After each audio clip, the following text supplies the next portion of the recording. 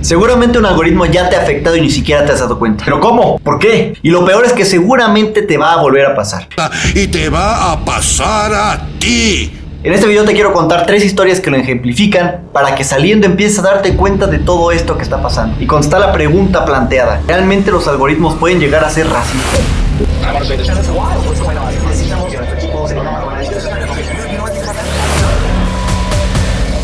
Los algoritmos están en todos lados, pero los basados en tecnología nos envuelven en nuestro día a día. Si ya viste en nuestro pasado video sobre Netflix, mencionamos y planteamos la pregunta de si realmente tú eliges o los algoritmos de recomendación ya lo hacen por ti. Tú ya usas muchos algoritmos de recomendación, los de videos de recomendaciones en YouTube, los de canciones en Spotify, sugerencias de compra en Amazon y en Mercado Libre, en nuestro celular para recomendaciones de uso de pantalla o de batería. Los usas a diario y la mayor parte sin siquiera que te des cuenta. Pero más importante, confiamos casi ciegamente en ellos para que ya tome decisiones por nosotros. Desde los mapas con la ruta más rápida en Google Maps, en Waze, o que nos recomienden noticias de nuestro agrado en redes sociales.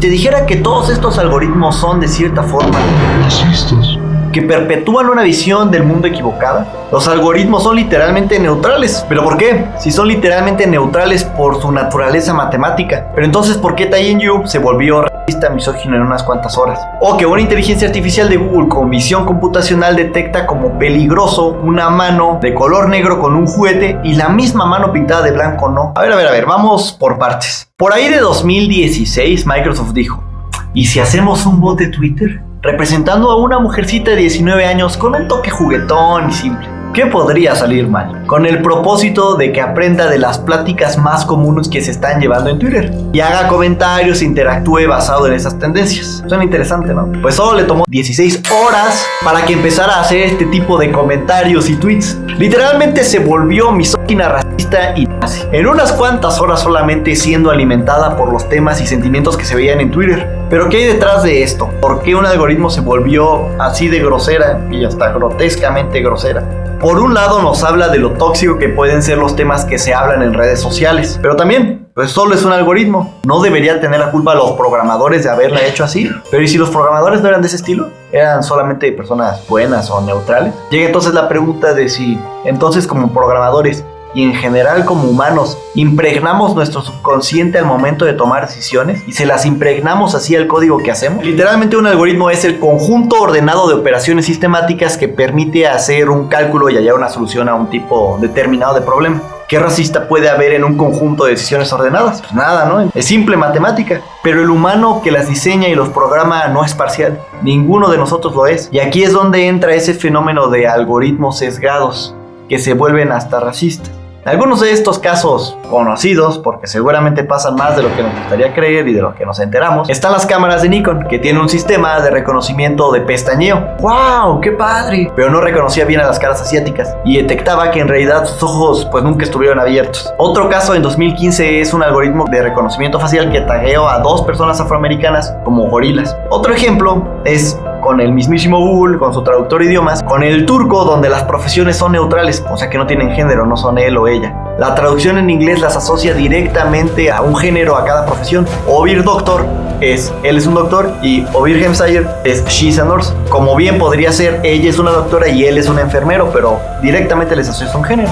Y tal vez de todos estos ejemplos digas, ¿y eso qué impacto puede tener? Solo son sistemas que se equivocaron, ¿no? No. Pero ¿qué pasa cuando esos mismos sistemas se encargan de decidir si incriminar o no a una persona? En Estados Unidos un algoritmo que predice crímenes nombra de forma errónea a personas de tez oscura como redelincuentes casi el doble de veces que a personas caucásicas. Comenzamos a ver un patrón y estos sesgos comienzan a adentrarse en algoritmos que entrenan a inteligencia artificial. Te dejo un video aquí sobre inteligencia artificial. Utilizando Machine Learning y Deep Learning, ramas de la inteligencia artificial, que sin hablar más a profundidad son 2 formas en cómo los sistemas aprenden a tomar decisiones. Ambas formas básicamente dependen de la información que las alimente. Una gran cantidad de información que realmente entre datasets más grandes y precisos, pues mejor. Pero esos datos que se utilizan los generamos nosotros, personas. ¿Pero a qué me refiero con que la información con la que la inteligencia artificial aprende a tomar decisiones se la damos nosotros las personas? Pongamos un ejemplo, un algoritmo de clasificación de imágenes. En este algoritmo le metes millones de fotos a las cuales le pones etiquetas etiqueta manzana. Después de un tiempo podrá detectar otras manzanas en imágenes donde haya manzanas, o en su defecto detectar donde no hay manzanas. Al pasarle imágenes donde hay manzanas diciéndole aquí hay manzanas, el programa empieza a hacer sus movimientos y aprende a identificar esas manzanas. Ya le puedes pasar una foto que nunca antes había visto y podrá decidir por sí solo si en esta foto hay una manzana o no. Otro ejemplo con el reconocimiento facial es un programa transcribe sonidos en texto al comparar millones de ejemplos de audio de palabras que ya se categorizaron como esa palabra. Al comparar millones de ejemplos de audio de palabras que ya se categorizaron como esa palabra. En teoría, entre más información segmentada, categorizada y, como se dice realmente, estructurada, le des a un algoritmo con inteligencia artificial para que entrene, mejor será su capacidad de desarrollar bien esa tarea. Por lo que, al contrario, si hay muy poca información o mucha información no esté categorizada, o peor, que esté mal categorizada, tendrá muchas más fallas y puntos ciegos. Y aquí es donde estos sesgos pueden afectar. Pero entonces el problema está en pasarle mala información a los algoritmos. ¿Cómo se decide qué información darle? Generalmente una persona o un conjunto de personas deciden qué información va a ir dentro del dataset, qué utilizará el algoritmo para aprender. O sea, la información que la inteligencia artificial va a utilizar para, como mencionamos, detectar una manzana, o en el ejemplo de Nikon, detectar ojos abiertos o cerrados. Nikon quiere que su sistema detecte ojos cerrados y abiertos, entonces entrena un algoritmo para decidir si están abiertos o cerrados, dándole imágenes de estos son ojos abiertos y estos son ojos cerrados. Necesita entonces muchas fotos de personas con ojos cerrados y con ojos abiertos, y en la mayoría de las fotos que utilizan, porque eran las que tenían tal vez más a la mano, hay muchas más personas caucásicas, y así erróneamente el algoritmo detecta pues ojos cerrados en personas asiáticas porque no se entrenó de forma correcta o con suficiente información. Lo realmente importante aquí es que detrás de cada algoritmo hay personas que toman decisiones durante su programación y que cada persona tiene muchas características únicas, por ende sesgos cognitivos que afectan al código que escribe. Probablemente los programadores no decidieron conscientemente no usar personas asiáticas en las pruebas, sino que era tal vez la información que tenía a la mano, o que en su visión un tanto limitada, así creyeron suficiente, con esto debería funcionar. Pero esos sesgos son sesgos, no nos damos cuenta de forma consciente que lo hacemos. Nos importa porque conforme más empresas e industrias completas tomen decisiones basadas en algoritmos, y muchas de estas tienen un impacto directo en nuestras vidas, hay que tomarlo más en serio. El problema no son los algoritmos que te recomienden mal una canción o un video, o que el filtro de perrito lo ponga chueco en tu cara. El detalle está cuando esos algoritmos son usados en escuelas para decidir qué niños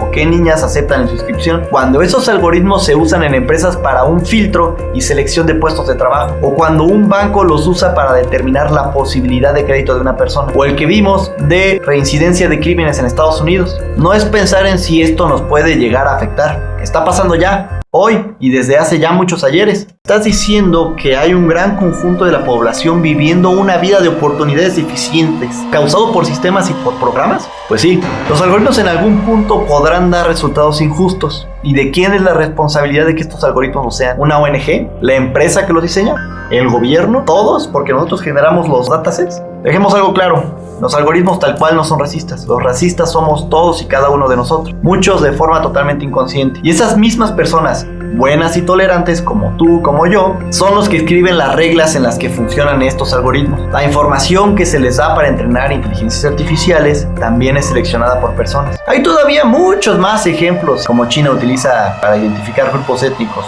de minorías religiosas como los uigures, pero es un tema mucho más grande que platicar, que si quieres investigar sobre sus centros de reeducación, te invito a que lo googles. Y un algoritmo de este tamaño y propósito tiene pues muchas fallas. Si vemos que hay errores hasta en algoritmos para detectar simples objetos o ojos, ¿cómo va a ser un algoritmo para detectar minorías religiosas? ¿Qué tan precisa puede ser? Según estimaciones, 1 de cada 3 de estas propuestas de quién podría ser esta minoría religiosa son fallas. Y aunque muchas empresas chinas lo rechazan, el gigante Alibaba admite que tiene una versión en funcionamiento y tutoriales hasta de cómo implementar su API. Organismos policiales de todo el mundo están buscando la forma de tener un algoritmo de prevención de delitos. La palabra clave es policía predictiva. La primera forma es a partir de predicción de delitos por medio de localización y horarios donde ya fueron cometidos en el pasado, sumado a impulsos externos como el clima, eventos masivos, que ayuden a encontrar un patrón para poder predecir el siguiente lugar y hora del delito. que gané hace unos años un concurso haciendo uno de ellos.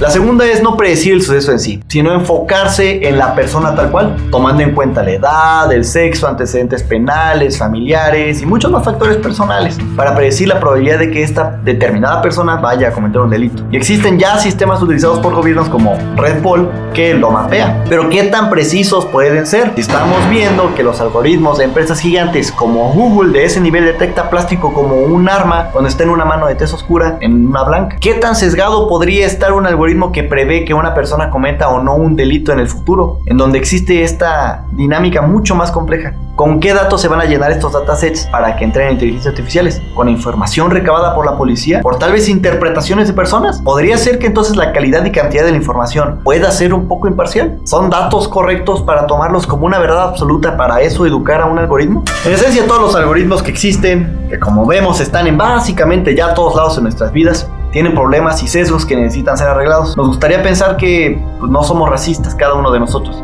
y que la información con la que programamos está perfectamente parcial, que detrás de ese if nunca hubo una mala fe, pero la verdad es que la información que vemos da otro reflejo. Soy Juan Genicrea, te mando un abrazote y nos vemos en el siguiente video. Bye.